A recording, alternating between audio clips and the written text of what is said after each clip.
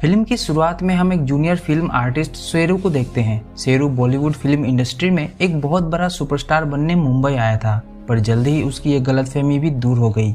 अब junior artist होने की वजह से उसे कभी कभार ही कोई छोटा मोटा रोल मिल पाता, इसलिए शेरू ने बड़े बड़े प्रोड्यूसर्स की रात रंगीन करवाने के लिए उनके घर रशियंस और इटालियंस पहुंचाने का पार्ट टाइम काम भी शुरू कर दिया। वैसे शेरू की एक रशियन क्रश भी थी जिस पर उसका दिल आ गया था, पर जैसे ही उस रशियन को मार्केट से ज्यादा यानी 6 की जगह 12,000 रुपए वाला कस्टमर मिला, वैसे ही उसने शेरू को पहचानने तक से इनकार कर दिया। एक शाम शेरू के घर में कुछ लोग घुस आते हैं और उसकी जम के पिटाई करना शुरू कर देते हैं। दरअसल शेरू ने उन लोगों से कुछ पैसे उधार लिए थे, वो भी फिल्म बनाने के लिए। शेरू को पता था कि अगर आज उसने उन लोगों के पैसे नहीं लौटाए तो वो लोग उसका भजिया बना देंगे, इसलिए शेरू पैसों के बदले अपने झोपड़े जैसे घर के कागजात उन लोगों के पास गिरवी रख देता है। उन लोगों के जाने के बाद उदास शेरू चला हिलाने, लेकिन तभी उसे उसके भाई का कॉल आता है, जिससे शेरू को पता चलता है कि उसके भाई ने उसका निकाह तय कर दिया है। पहले तो शेरू निकाह करने से साफ साफ इनकार कर देता है, पर जैसे ही उसे व्हाट्सएप पर लड़की की फोटो रिसीव होती है, वैसे ही वो अपने होम टाउन भोपाल जाने के लिए पहली ही गाड़ी से रवाना हो जाता है।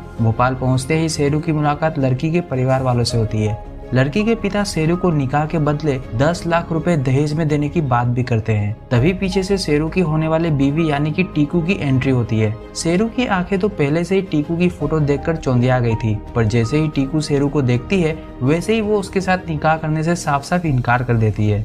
इसके बाद टीकू तुरंत अपने कमरे में चली जाती है और अपने बॉयफ्रेंड बिन्नी को कॉल लगाकर उसे सारी राम कहानी सुनाती है। बिन्नी, जो कि मुंबई में ही रहता था, वो टीकू को समझाते हुए कहता है कि देखो, शेरू मुंबई में रहता है और मैं भी, तुम बस उसके साथ निकाह करके मुंबई चले आओ। उसके बाद मैं यहाँ तुम्हें बॉलीवुड के बड़े बड़े फिल्म प्रोड्यूसर से मिलवाऊंगा और तुम्हारी लाइफ भी सेट करवा दूंगा।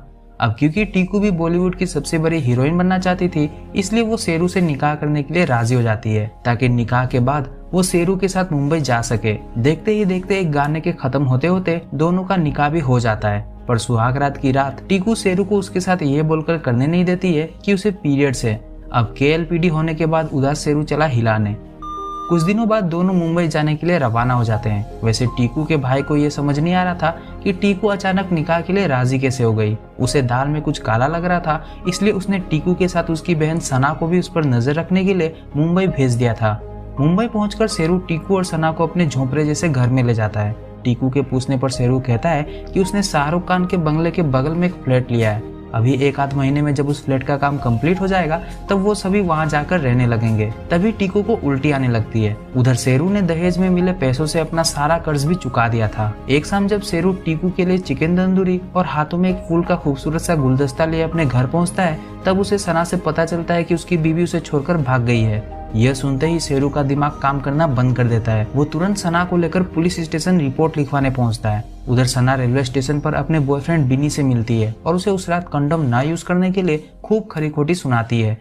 बिन्नी को जब टीकू की प्रेगनेंसी के बारे में पता चलता है तब उसके होश उड़ जाते हैं। वो टीकू को अपनी सच्चाई बताते हुए कहता है कि वो एक शादीशुदा है, प्लस उसका एक बच्चा भी है। बिन्नी के मुंह से ये सब सुनकर टीकू की आंखों के सामने अंधेरा छा चुका था। उसे समझ नहीं आ रहा होता है कि अब वो करे तो करे क्या, बोले तो बोले क्या। इधर बीवी के छोड़ के चले जाने के गम में शेरू पैक बना रहा होता है। तभी उसे पुलिस स्टेशन से फोन आता है और उसे पता चलता है कि उसकी बीवी यानी कि टीकू मिल गई है, जो कि इस वक्त एक अस्पताल में भर्ती है। शेरू ऑटो वाले को 100-200 एक्स्ट्रा देकर तुरंत हॉस्पिटल पहुंच जाता है, जहां उसे डॉक्टर से टीकू की प्रेगनेंसी के बारे में पता चलता है। एक तो वैसे ही उस रात पीरियड्स का बहाना बनाकर टीकू ने शेरू का KLPD कर दिया था, और अब ऊपर से ये एक और सरप्राइज। शेरू उसी वक्त टीकू को अगली सुबह भोपाल वापस भेजने के लिए उसके अब्बा को कॉल लगाता है। अब इससे पहले कि शेरू अपने ससुर को टीकू की सच्चाई बता पाता, टीकू शेरू से उसका फोन छीनकर किसी तरह बात को घुमाने में सफल हो जाती है। वैसे टीकू ने शेरू को सारी सच्चाई बता तो दी थी, पर प्यार में मिले धोखे की वजह से अब शेरू ने टीकू से बोलना चालना बंद कर दिया था। कहीं न कहीं टीकू को भी अब अपनी गलतियों का एहसास होने लगा था। उधर शेरू भी ज्यादा दिनों तक टीकू से नाराज नहीं रह पाता और आखिरकार वो टीकू को माफ करके उसके होने वाले बच्चे को अपनाने के लिए भी राजी हो जाता है। एक दिन शेरू फिल्म सेट पर एक इटालियन मॉडल की इटालियन ड्रेस चुरा कर उसे टीकू के लिए घर ले आता है और टीकू से कहता है कि उसने ये 1.5 लाख की इटालियन ड्रेस खास टीकू के लिए ही इटली से मंगवाई है।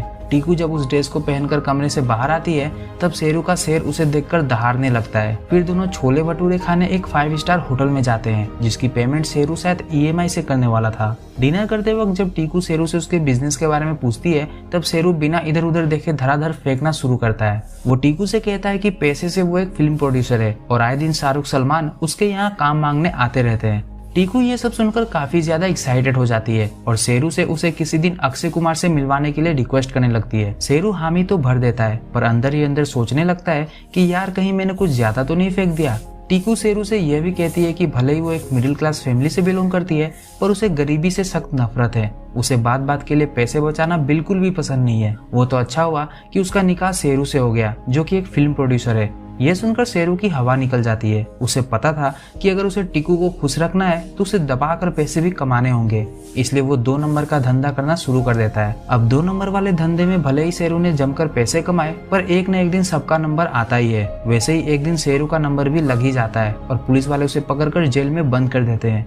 उधर टीकू को बच्चा भी हो गया था पर अब तक उसे शेरू की गिरफ्तारी के बारे में कुछ भी पता नहीं चल पाया। एक दिन टीकू अपने बच्चे को साथ लिए शेरू के दोस्त आनंद से मिलती है और तब उसे शेरू की सारी असलियत का पता चल जाता है। वो तुरंत शेरू से मिलने थाने जाती है और उसे जमकर सुनाती है। अब टीकू समझ चुकी थी कि अगर उसे मुंबई में अपना और अपने बच्चे का गुजारा करना है तो उसे कुछ न कुछ तो करना ही होगा। इसलिए वो काम ढूंढने एक फिल्म की शूटिंग सेट पर पहुंचती है पर वहाँ गेट पर मौजूद सिक्योरिटी गार्ड उसे अंदर घुसने भी नहीं देता। तभी वहाँ टीकू की मुलाकात रजा नाम के फिल्म प्रोड्यूसर से होती है। रजा टीकू से पहले भी मिल चुका था जब एक बार शेरू उसे फिल्म सेट पर घुमाने वहाँ लेकर आया था। रजा टीकू से अगली सुबह उसके ऑफिस में आने के लिए कहता है। टीकू जब अगली सुबह रजा से मिलती है तब रजा उसे अपनी अगली फिल्म में लेने का ऑफर देता है, लेकिन उसके लिए टीकू को रजा के एक दोस्त को खुश करना पड़ेगा। पहले तो टीकू रजा की बात मानने से साफ साफ इनकार कर देती है पर उसकी भी कई सारी मजबूरियां थी जिसके बोझ तले दबकर टीकू रजा की बात मान लेती है और उसके कहे अनुसार तैयार होकर उसके दोस्त के घर सेक्रीफाइस करने पहुंच जाती है। लेकिन अगली ही सुबह टीकू को पता चलता है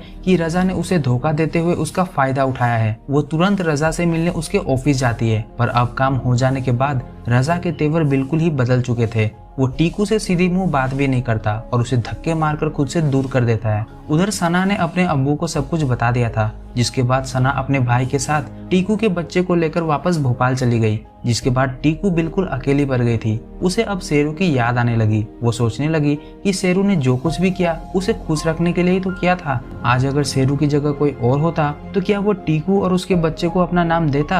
अब कोई और चारा ना बचा देख टीकू शेरू को जेल से बाहर निकलवाने के लिए शेरू के बॉस रिजवी साहब से मिलने उनके पास जाती है। रिजवी साहब टीकू से कहते हैं कि वो शेरू को जेल से बाहर तो निकलवा देंगे पर उसके बदले टीकू को उस रात पार्टी में आने वाले मेहमानों को खुश करना पड़ेगा। बेचारी टीकू के पास अब रिजवी साहब की बातों को मानने के अलावा और कोई दूसरा रास्ता भी नहीं था। उधर आनंद जो कि रिजवी साहब के लिए काम करता था, वो शेरू के जेल से निकलते ही उससे मिलता है और उसे सारी कहानी विस्तार से सुनाता है। आनंद की बात सुनकर शेरू को टीकू के लिए बहुत ही बुरा लगता है। आखिर ये सब उसकी वजह से ही तो हो रहा था। अगर वो टीकू के सामने लंबी चौड़ी नहीं फेंकता तो आज उसे जेल नहीं जाना पड़ता। अगर वो जेल नहीं जाता तो आज टीकू को औरों के सामने अपने घुटने नहीं टेकने पड़ते। शेरू रजा और रिजवी साहब से बदला लेने की ठान लेता है। आनंद भी उसकी मदद करने के लिए तैयार हो गया था। फिर पार्टी वाली रात को जब टीकू रिजवी साहब और उनके मेहमानों को अपने जलवे दिखा रही थी तभी आनंद मेन लाइन काट देता है और अंधेरे का फायदा उठाते हुए शेरू और आनंद पार्टी में मौजूद रिजवी साहब और उनके सभी मेहमानों को गोलियों से भून डालता है। इस गोलीबारी में रजा भी नहीं बच पाता। शेरू भी टीकू को अपने साथ लेकर चुपके से वहाँ से कट लेता है और भगवान का शुक्र है कि यह बेहुदा फिल्म यहीं पर किसी तरह समाप्त हो जाती है।